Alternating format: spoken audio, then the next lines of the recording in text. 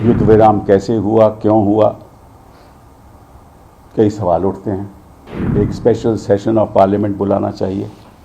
इस ट्वीट पे भी बड़े सवाल उठते हैं। रूबियो साहब, उन्होंने कहा कि भाई पिछले 48 घंटों में बातचीत होती रही। डोनाल्ड ट्रंप ने भी यही कहा है और वाइस प्रेसिडेंट वैंस ने भी उसको दोहराया है। क्या किस स्थिति थी, क्या थी, ये मैं नहीं जानता, ये तो डोनाल्ड ट्रंप साहब ही जानते हैं, तो उनसे मैं तो जवाब पूछ नहीं सकता। युद्ध विराम होने से हम सबसे पहले तो सेनानियों को, अपनी डिफेंस सर्विसेज को सल्यूट करते हैं कि उन्होंने मुंह तोड़ जवाब दिया और सारा देश इकट्ठा होकर एक ही आवाज में कहता रहा कि अब हद हो चुकी है, अब जवाब देना चाहिए। और जिस तरह से डिफेंस सर्विसेज ने तुरंत उनके जो टेररिस्ट कैंप्स हैं उन पे हमला किया, उनकी डिफेंस इस्टेब्लिशमेंट पे हमला किया, लाहौर पे हमला किया, तो इस बात से सारा देश उनके साथ है और आपको सल्यूट करता है। पहली बात तो ये। दूसरी बात कि युद्ध विराम कैसे हुआ, क्यों हुआ,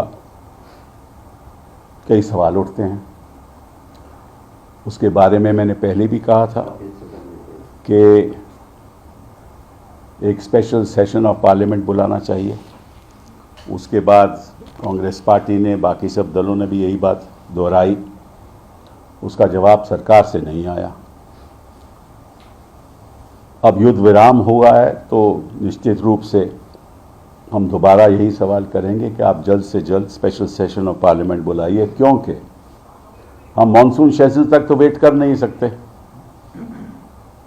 अभी तो उसमें कई महीने बाकी हैं और सवाल उठते रहेंगे और अगर जवाब नहीं मिलेगा तो जो वातावरण है उसमें करवाहट आ जाएगी। हम नहीं चाहते कि वातावरण में करवाहट आए। स्पेशल सेशन का अगर ऐलान करते हैं तो बहुत अच्छी बात है। पिछली बार आपको याद होगा कि जब 26 लोगों को बेरहमी से पहलगाम में मारा गया और टेररिस्ट ने मारा, उस समय उसके बाद ऑल पार्टी मीटिंग हुई और मैंने पहले भी कहा था कि मुझे तो अच्छा नहीं लगा कि इतना बड़ा हादसा हुआ हो, इतना बड़ा आक्रमण हुआ हो, जहां 26 लोगों की मृत्यु टेररिस्ट के हाथ हो गई हो और मंत्री जी उस बैठक में शामिल नहीं थे। उनको शायद ये लगता था कि बिहार की इलेक्शन ज़्यादा महत्वपूर्ण है। फिर वो बॉलीवुड भी गए, केरला भी गए। शायद उनको लगता है कि कहीं भी हादसा ऐसा हो जाए, चाहे मणिपुर में जो भी हो जाए, जाना ज़रूरी नहीं है। और मैंने ये भी सुना है कि पहलगाम में उनका उनको जाना था और वो भी पहलगाम में नहीं गए। उन्होंने अपना जो फैसला था जाने का वो वापस ले लिया, वहाँ नहीं गए। मालूम नहीं क्यों नहीं गए। तो इन चीज़ों पे सवाल उठते हैं और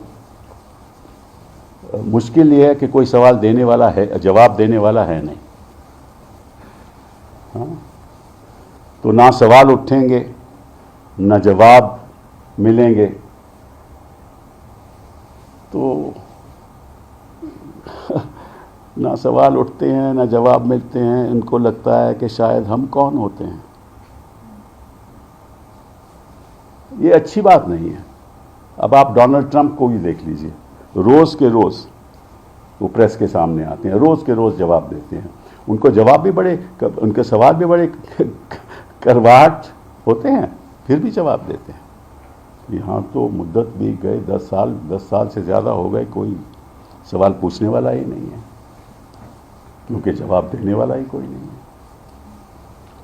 दूसरी बात, ये जो मैं देख रहा हूँ कि यूएस प्रेसिडेंट ने डोनाल्ड ट्रंप साहब ने ये कहा है, and I quote, I am very proud of the strong and unwavering powerful leadership of India and Pakistan. I am proud that the USA was able to help you arrive at this historic and heroic decision. While not even discussed, I am going to increase trade substantially with both of these great nations.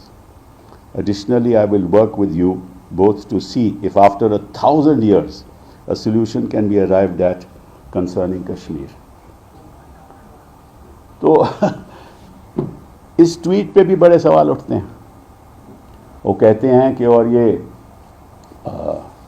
उनके जो secretary of state हैं Rubio साहब, उन्होंने कहा कि भाई पिछले 48 घंटों में बातचीत होती रही. डोनाल्ड ट्रंप ने भी यही कहा है और वाइस प्रेसिडेंट वैंस ने भी उसको दोहराया है. तो हुआ क्या, कैसे हुआ, क्यों हुआ, क्या बातचीत हुई, इसके बारे में तो कोई चर्चा है नहीं, हमें मालूम नहीं है. ये भी कहते हैं कि थर्ड पार्टी में एक न्यूट्रल जगह पे एनएसएस मिलेंगे, उनका एनएसए और हमारे एनएसए साहब वहाँ मिलेंगे, दोवल साहब. और उधर जो वैंग यी हैं, जो चाइना के फॉरेन मिनिस्टर हैं, उन्होंने भी बात की हिंदुस्तान से कि यहाँ मतलब के जो, क्योंकि सिचुएशन है नहीं है ना कि दोनों ही एक न्यूक्लियर देश हैं, तो कोई अंतर्राष्ट्रीय स्तर पर नहीं चाहता कि कोई युद्ध ऐसा हो. मुझे याद है इनफैक्ट 2022 में जब प्रधानमंत्री जी पुतिन साहब को मिले, उन्होंने कहा कि इस युद्ध के दौर में कोई जंग नहीं हो सकता. तो ये तो प्रधानमंत्री भी जानते थे कि युद्ध में दौर में कोई जंग नहीं हो सकता. तो फिर उस पर भी सवाल उठेंगे. तो हम आज कोई आलोचना नहीं करेंगे क्योंकि ये वक्त आलोचना का नहीं है. हम इतना ही कहेंगे कि आप स्पेशल सेशन बुलाइए. हम इतना ही कहेंगे कि स्पेशल एक ऑल पार्टी मीटिंग बुलाइए.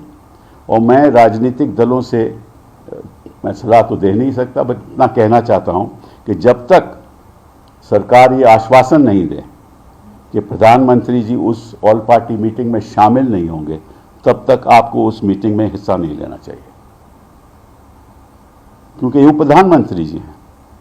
इतना बड़ा जुल्म हुआ है, हमारे मासूम लोग मारे गए, और प्रधानमंत्री जी उस बैठक में पहले नहीं बैठे और अब भी नहीं बैठेंगे, तो लगता है कि उनको जवाब देने की कोई ज़रूरत ही नहीं है. मैं इतने कॉन्फिडेंस से कह सकता हूं कि अगर डॉक्टर मनमोहन सिंह जी इस समय प्रधानमंत्री होते तो वो हर जगह में, हर ऑल पार्टी मीटिंग में भी होते, स्पेशल सेशन भी बुलाया जाता, सबके साथ बातचीत होती. तो इन्हीं शब्दों के साथ मैं आपका धन्यवाद करना चाहता हूं और दोबारा अपनी डिफेंस सर्विसेज को सैल्यूट करना चाहता हूं. Sir, the first announcement of ceasefire was first done by the Washington DC and then subsequently by the Indian government and the Pakistan government. How do you see this, sir? No, I have said that several questions arise in this. As I said, I don't want to, at this point in time, we are at a ceasefire situation, and I welcome the ceasefire. Because ultimately, you know what happens. In any war, who is killed? Not the big and the powerful people, not the rich and the mighty, but the ordinary citizens, the soldier, the civilians, who have nothing to do with this. They are killed across on both sides. So war is never a solution to anything. Is never a solution to anything. But at this point in time, I don't want to comment on that for the simple reason that if I start commenting on it, people will say that, look, I'm playing politics. I'm not playing politics. I just want answers to be given.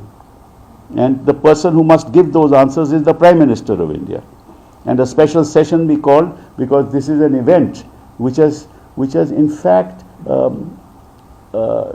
resulted in an emotive response throughout the country to stand with the government and to back the government in every action that they take. So if we stand by them, they must also respond by saying that, yes, we will let you know this is what happened. So I want those answers to be given. Sir, Chidambaram साहब ने अभी प्रशंसा की है PM की और कहा है कि उरी पुलवामा और इस तरह के जो अटैक हुए उसके बड़ी सावधानी से वो सुलझा हुआ इन्होंने एक्शन लिया है। कौन से? मैंने तो उनका आज लेख पढ़ा है, उसमें तो ऐसी कोई बात नहीं।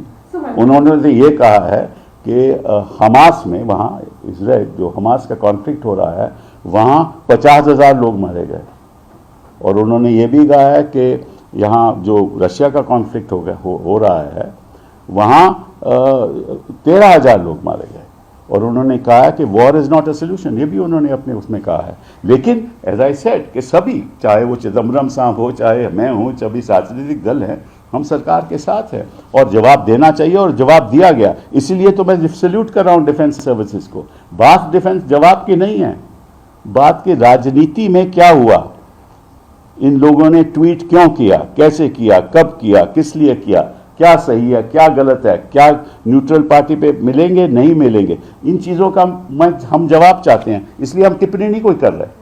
So one question, the government yesterday said that any future act of terrorism will be treated as an act of war. In the present, we are talking about the future, but the large consensus in the public is that the terrorists in the Pahalgam attack is still at large. They have neither been identified or captured by the government. Well, I don't know. I mean, we don't know those facts. Therefore, those questions will have to be answered. Now, I don't want to criticize the government at this point in time because I don't know the facts myself.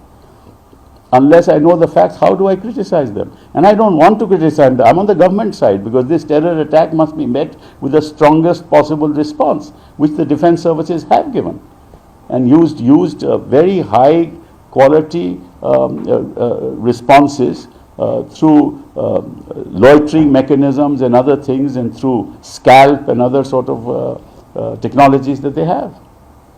Sir, Donald Trump के tweet पे जो आप उनकी भाषा समझ में आती है कि लाखों लोगों की जान जा सकती थी, तो क्या ऐसा लगता है कि पाकिस्तान मन बनाए बैठा था? उनकी बातों से जो लग रहा है कि कोई न्यूक्लियर अटैक करेगा या और एस्केलेट करेगा, और उनकी इंटरवेंशन नहीं, एस्केलेशन तो हो रही थी, एस्केलेशन तो निश्चित रूप से हो रही थी, क्योंकि जब हमने कड़ा जवाब दिया, मुंह तोड़ जवाब दिया, तो उन्होंने भी श्रीनगर पे, पुंछ पे, जम्मू पे और सारे राजस्थान में, सारे बाउंड्री, अपने बॉर्डर पे उन्होंने आक्रमण शुरू कर दिया।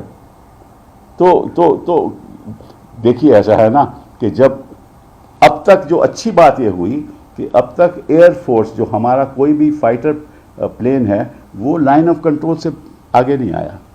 तो ये तो लाइन ऑफ कंट्रोल से पीछे सब युद्ध हो रहा था। ये अच्छी बात है, क्योंकि जब ऐसा हो तब तो फिर पीछे हटने का सवाल ही नहीं होता। तो क्या किस स्थिति थी, क्या थी, ये मैं नहीं जानता, ये तो डोनाल्ड ट्रंप साहब ही जानते हैं, तो उनसे मैं तो जवाब पूछ नहीं सकता।